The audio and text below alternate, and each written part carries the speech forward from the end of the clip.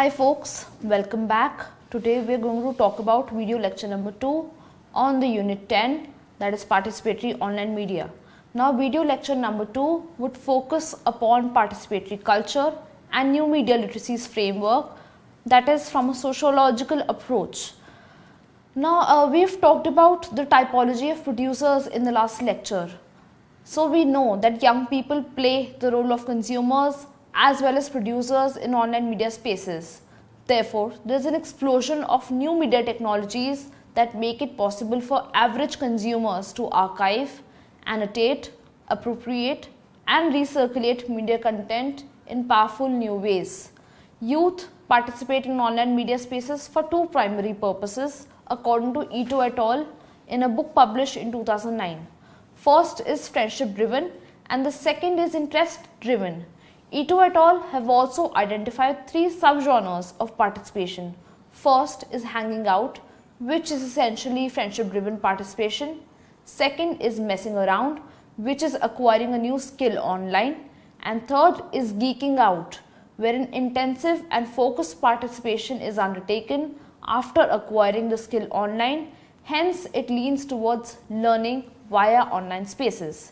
Now, what exactly is participatory culture? Participatory culture is a culture with relatively low barriers to participate. It also has the ability to artistically express and civic engagement.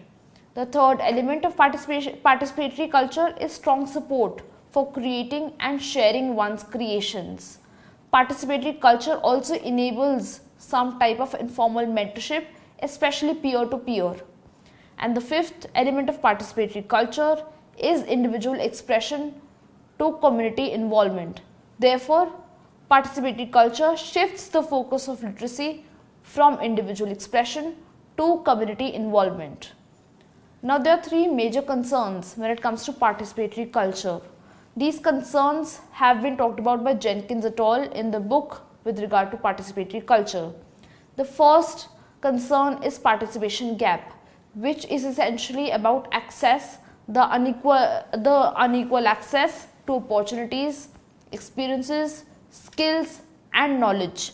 The second concern is that of transparency problem, wherein young people face challenges on a day-to-day basis in learning to see clearly the way media shapes the perceptions of the world.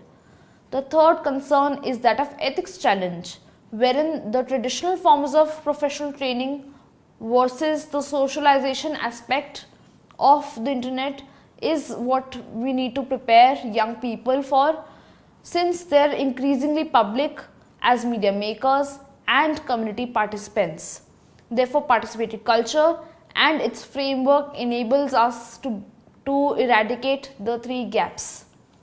Now, participatory culture has also opportunities widely. First is peer-to-peer learning, where individuals learn from one another. Second is a changed attitude towards intellectual property. Third is the diversification of cultural experience and expression, since we have people coming from varied cultural backgrounds, and participatory culture is more towards community involvement. Fourth is the development of skills valued in the modern workplace, especially when it comes to social skills and cultural competencies.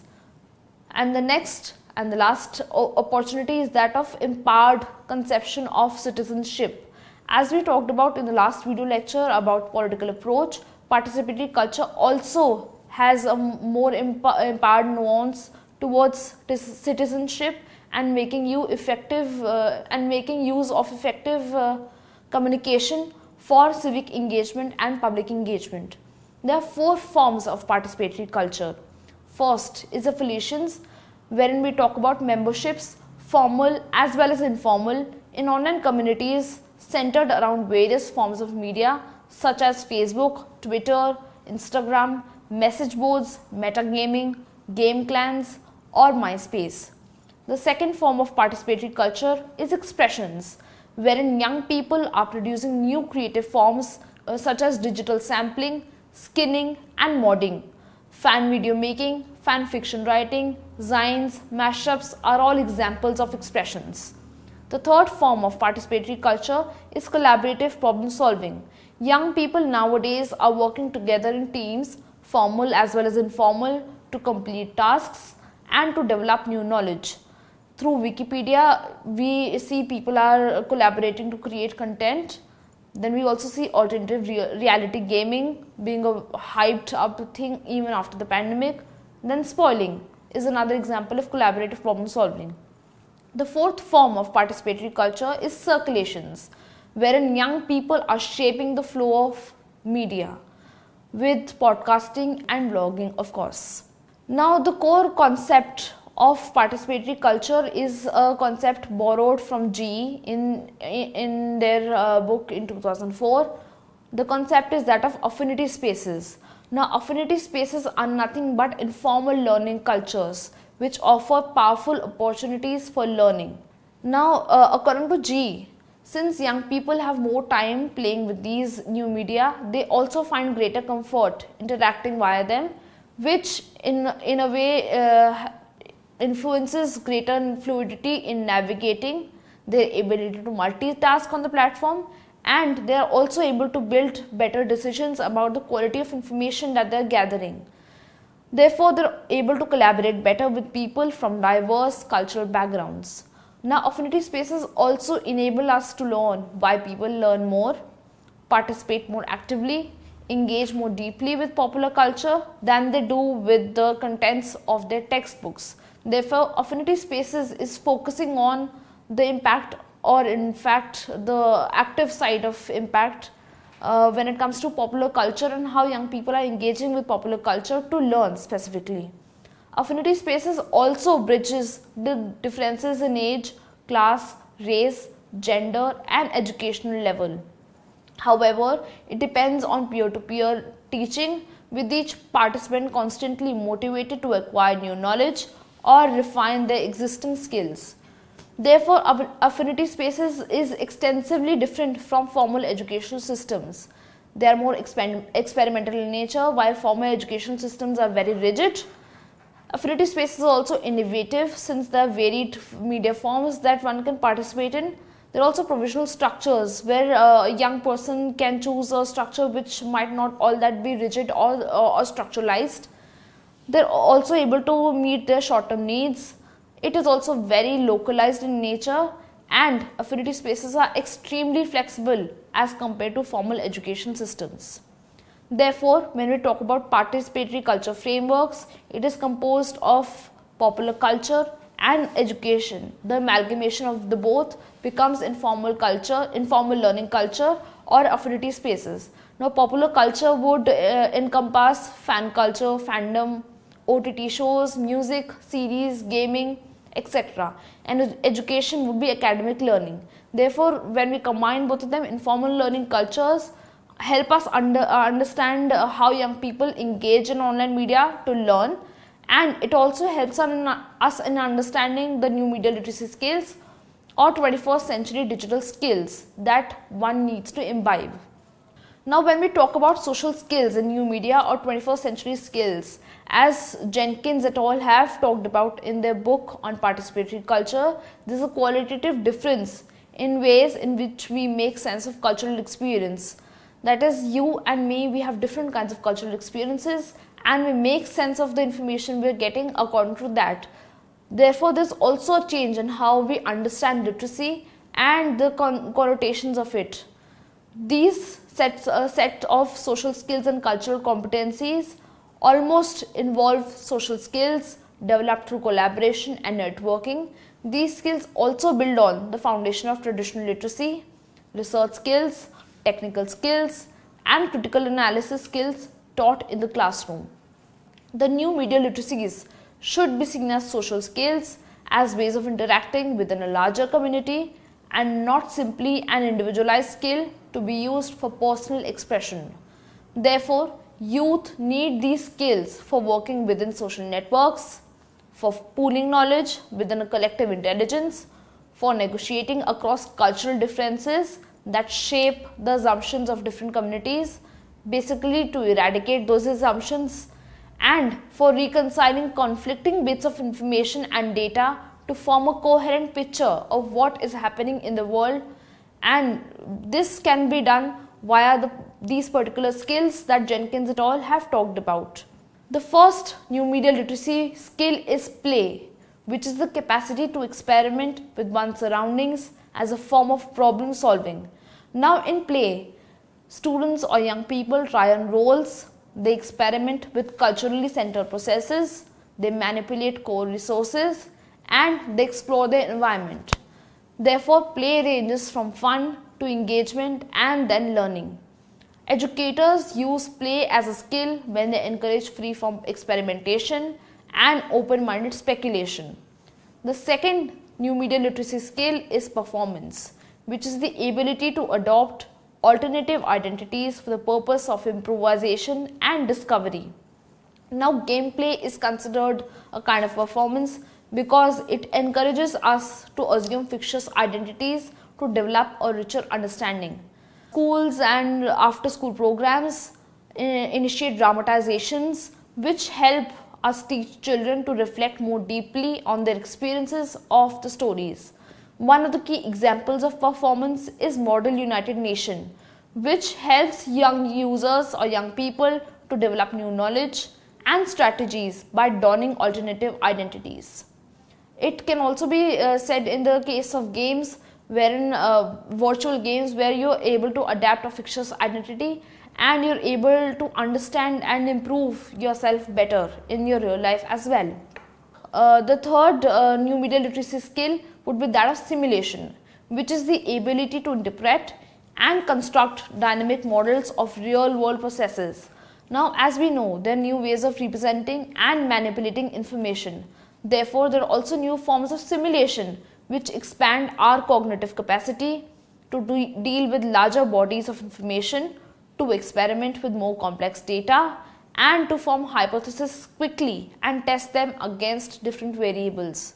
One of the key examples for simulation would be that of contemporary video games, which allows us to play with sophisticated simulations and in the process to develop an intuitive understanding of how we might use simulations to test our assumptions about the way the world works. Some of the key examples of such contemporary video games would be Clash of Clans, Temple Run, Candy Crush for me. Although they simulate us and we're able to interpret and construct the world better, but there's a thin line between accessing those games and addiction. However, we as users are studying about media literacy and we be able to access through them and navigate through them in a much better manner. The fourth skill in the new media literacy skill framework is appropriation, which is the ability to meaningfully sample and remix media content. Now, we as individuals learn by taking culture apart and putting it back together. Culture in this context is mainly art, theatre, music, videos, anything. It is also a process that involves both analysis and commentary, therefore it is very critical in nature. Now, students are learning sampling intelligently from the existing cultural material. For example, we are learning on how to put up information together by searching information for our assignments, for our tests, and for that remixing is required, which is an appreciation of emerging structures and the underlying potential meanings. Examples of such can be drama, theatre, art and music. Now, we as individuals used to go for Shakespeare plays, and it is also very common in India to go for Shakespeare plays, and appropriation is actually a key aspect of those plays wherein we are able to sample through and remix the content of Shakespeare plays. The fifth new media literacy skill is multitasking, which is the ability to scan one's environment and shift focus as needed to salient details. Now, focusing attention to learn cohesively is extensively important. Multitasking therefore involves a method of monitoring and responding to the sea of information around us. Now, young people are engaging with games or social activities that reward the ability to maintain a mental picture of complex set of relationships and to adjust quickly to shifts in perpetual cues. One of the prime examples of this would be family relationships, which we get in exams at times. And multitasking in the media context would be multitasking across different media platforms, across different formats, and the different kinds of communication that we want to put forward. Sixth new media literacy skill is distributed cognition, which is the ability to interact meaningfully with the tools that expand mental capacities. Now, we as individuals and young people need to learn the different tools and information technologies, and in order to know in which functions of tools and technologies we need to excel at, and in what contexts they can be trusted and used. Therefore, young people need to acquire patterns of thought that regularly cycle through available sources of information as they make sense of developments in the world around them. One example for distributed cognition would be augmented reality, which is a potential tool for distributed intelligence to apply in the learning process. An easy example, if I would want to give in distributed cognition, is learning Google Classroom. Now, you as students might not have been comfortable using Google Classroom before an IGNOU course under Arul sir, but now that you are, you'll be able to see that you're able to interact with Google Classroom in a much more better manner, and you're able to also use the tool to expand your mental capacities. The seventh new media literacy skill is that of collective intelligence, which is the ability to pool knowledge and compare notes with others towards a common goal. Now, in order to operate within knowledge communities, by interacting with popular culture, collective intelligence is extensively important. We often learn through play that we later apply to more serious tasks. For example, young Pokemon fans can imbibe knowledge and inculcate more knowledge when we go to playgrounds to find Pokemon, and when they talk to other people where to find a particular Pokemon in a playground. Therefore, they collect intelligence in a more nuanced manner. Therefore, students pool observations and work through interpretations with others studying the same problem from scattered locations. Such knowledge communities can confront problems of greater scale and complexity. The eighth new media literacy skill is that of judgment, which is the ability to evaluate the reliability and credibility of different information sources. That is, we need to understand how to distinguish fact from fiction, argument from documentation, real from fake, and marketing from enlightenment. That is, judgment is a key aspect when it comes to talking about media and information literacy, because we need to evaluate the kind of information we are getting, and we need to find if it is valid enough and reliable, and we do that by searching through different sources of information. Even when media content has been determined credible, it is vital for us as individuals to identify and analyze the perspective of the producer, as in to understand who is presenting what, to whom and why. And cultural competencies become a major role to understand the perspective of the producer as well. The ninth new media literacy skill is that of transmedia navigation, which is the ability to follow the flow of stories and information across multiple modalities. Now, transmedia stories at the most basic level are stories told across multiple media. Modern literacy therefore requires the ability to express ideas across a broad range of different systems of representation and signification, including words, spoken or written, images which are still are moving, music, 3D models, etc.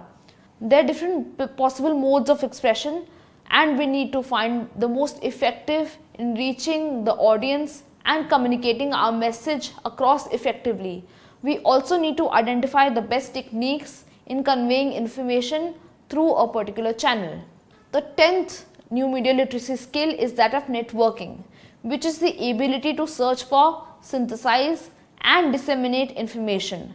Now, networking is not just about identifying potential sources, it also involves a process of synthesis wherein you gather information and you're able to combine them together in a more nuanced manner, during which multiple resources are combined to produce new knowledge.